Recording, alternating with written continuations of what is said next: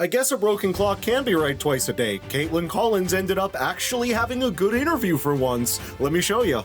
South Korea, Japan, when you look at those countries and the tariffs that they're being charged, if they're calling, what would you say to those nations who may have concerns about how to lower these numbers? Well, I would say they've been doing it to us for a long time. Yep. And if they don't like tariffs, then why do they have them? And should we view these as permanent? I think we're going to wait and see how this plays out.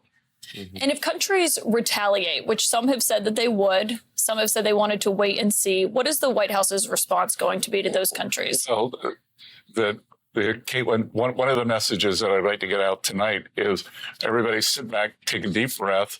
Don't immediately retaliate. Let's see where this goes, because if you retaliate, that's how we get escalation. And then it becomes a full-fledged trade war, in your view? Not a trade war, depends on the country. But remember that the history of trade is we are the deficit country. The deficit country has an advantage. They are the surplus countries. The surplus countries traditionally always lose any kind of a trade escalation. So I did, as a student of economic history or a professor of economic history, I advise against it. So you're essentially saying that they should not retaliate? I would say that doing anything rash would be unwise.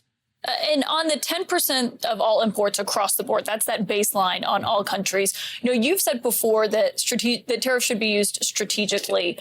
What is the strategy in that? What is the ultimate end game for that? No, I said that's one use of the tariffs. Go back all the way to Alexander Hamilton. Alexander Hamilton used them to raise revenue. He used them to protect industry. And President Trump has added the third leg of the stool, which is strategic. So, if we are thinking about a 10% global tariff, and let's assume that we import about $3 trillion a year. So that's $300 billion. And that's a substantial revenue raiser that could then be used for working Americans on no tax on tips, no tax on Social Security, no tax on overtime. And for those buying autos, they can reduce their bills because interest on American-made cars will be tax deductible. So this is really a working class, tariff and tax plan. And if the point of this ultimately is to get people to buy more U.S.-made products, but you are counting on that revenue, as we've seen some of your colleagues like Peter Navarro arguing how much money this could bring into the United States, in the end, wouldn't that theoretically dwindle over time if people are buying more U.S. and there's less money coming in from what's being imported into the United States? Yeah, that's a great question. And that's why in the past I've called tariff policy done properly is a shrinking ice cube, because what will happen, we will start out with high tariff income, but then as the factories come to the U.S., we will have more business income and we'll have more paycheck income because American workers will be earning. So you would see it's a rebalancing. So we rebalance away from tariffs to more domestic income. But the idea that it would put a dent in the national debt then would seem not to be likely, right? Well, not at all, because for right now, we have the income that we have, and we will be adding tariff income to that. So I just have to say, I hate how smug her face is when she asks these, because you notice how she thinks she got him every time she goes, well, how about this talking point that I was given? Huh? And like this little gremlin face that she makes, thinking she understands any of this. And it is so simple, as he had put it already, that like, we are the consumers. America is in a deficit where we need products. We're the ones consuming. We've got the money. We've got the resources. So it is absolutely brilliant to say, hey, you know what? We need to stand up against these people trying to charge us through the nose. And like she said, put a dent in it. He's talking about hundreds of billions. That's starting to put good chunks into these trillions that we owe, lady. When we get CBO scoring, the CBO scoring is not going to include any tariff income. It's not going to include any. So this is all going to be extra. So we're at this that the other T, other than tariffs, is tax. And from here, I'll be spending most of my time on the tax deal, and we're in this strange betwixt and between on the tax deal because there will be substantial tariff income, there will be substantial cost savings, and we're not going to get credit for either of those with CBO scoring. Well, and obviously that's why you've been having a lot of conversations with Republican lawmakers. But before I get to that in a moment, we're seeing international markets start to respond to the president's announcements. Obviously, the markets in the United States are already closed. What do you expect the stock market to look like when it opens tomorrow in reaction to this? I don't know. I don't know where it's going to trade open tomorrow. I don't know where it's going to close tomorrow.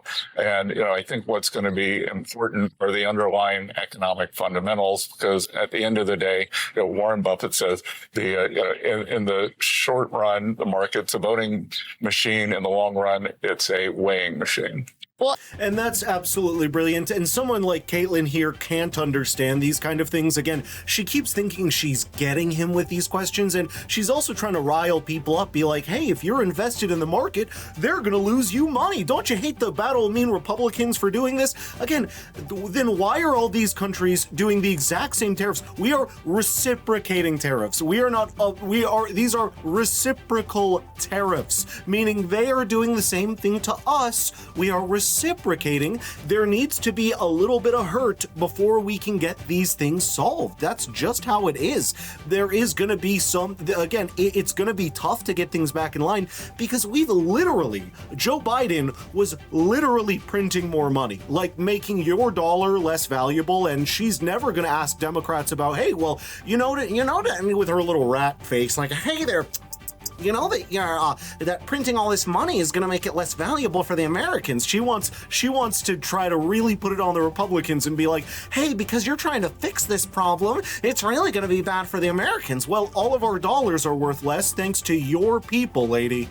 Well, and we've heard some of the allies of this White House say there will be some short-term pain for Americans. I think regular people watching may say, how do you define short term? What does that look like for me and for my bottom line? What would you say to them? I think there are two things there to unpack, Kaitlan. One is on what we were doing on government spending. So we were bringing down government jobs, we're bringing down government borrowing. So this unsustainable level of government stimulus is stopping. And then on the other side, private sector jobs and private sector borrowing will take over. Those may not be perfectly matched, but we did see an increase of 10,000 manufacturing jobs last month.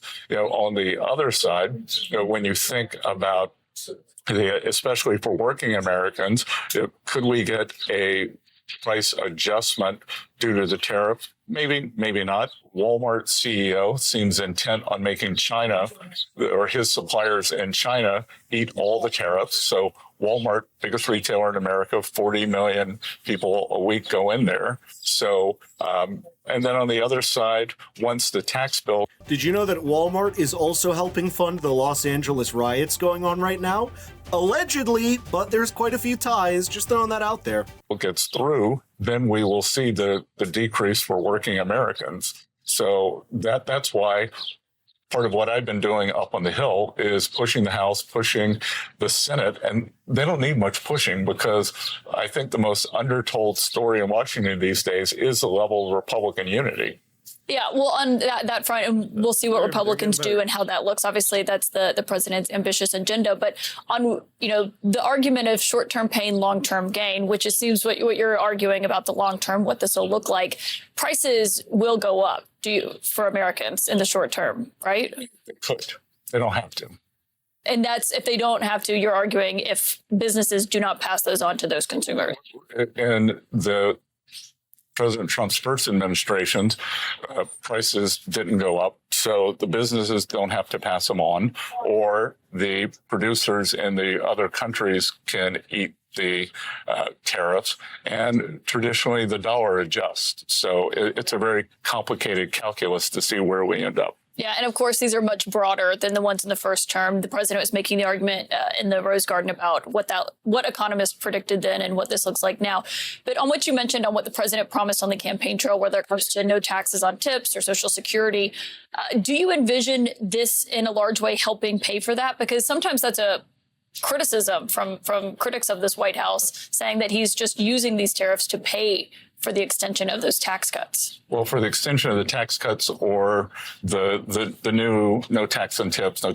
By the way, now they just don't want tax. Now these people who are all about this kind of thing just don't want the tax cuts because, again, it doesn't fit. Social Security, no tax on overtime and auto deductibility. And look, what's wrong with that? That if we take the 10% ring around the globe tariff, that if there's a currency appreciation, if the producers eat a portion of it, and then there's a slight price adjustment on the other side, you have all four of those things happening for working Americans. At the end of the day, we could imagine that their real after-tax purchasing power has substantially increased.